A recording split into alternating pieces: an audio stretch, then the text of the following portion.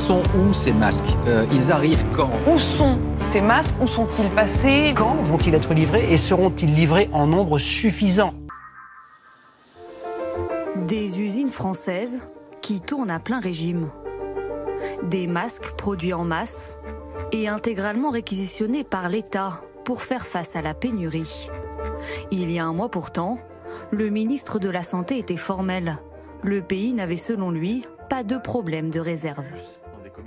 Sur ces masques, nous disposons de stocks stratégiques, à la fois dans les hôpitaux et à la fois dans un très grand nombre de cabinets libéraux et à la fois dans un grand nombre de services de l'État qui nous permettent de faire face à la demande.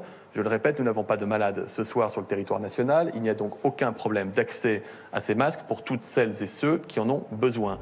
Sauf que depuis, la crise a pris une toute autre ampleur. Par dizaines, les soignants alertent, ils n'ont plus de quoi se protéger. Écoutez, franchement, ça interpelle.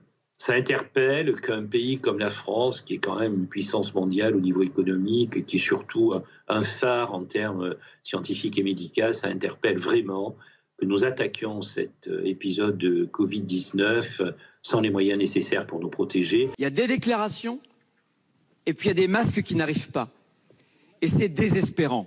Alors, de deux choses l'une. Vous nous donnez les vrais chiffres, département par département. Vous nous dites non possumus, l'État est dépassé. Et alors, les collectivités vont s'en occuper. La base, M. Retailleau, c'est que nous étions un pays, hélas, qui n'était pas préparé du point de vue des masques et des équipements de protection à une crise sanitaire en raison d'une décision qui a été prise il y a 9 ans. Selon le ministre de la Santé, à cette époque, la France a changé sa politique sur la conservation des masques. Jusqu'en 2010, il y avait un stock d'État d'1 milliard de masques chirurgicaux et 600 millions de masques FFP2. À la suite de l'épisode épidémique de grippe H1N1 de 2011, il a été décidé que ces stocks ne s'imposaient plus. Un stock d'État inexistant qui a engendré rapidement d'importantes pénuries. Nous avons abordé cette épidémie dans une situation très dégradée, avec un stock nul en FFP2 et à peine 150 millions de masques chirurgicaux.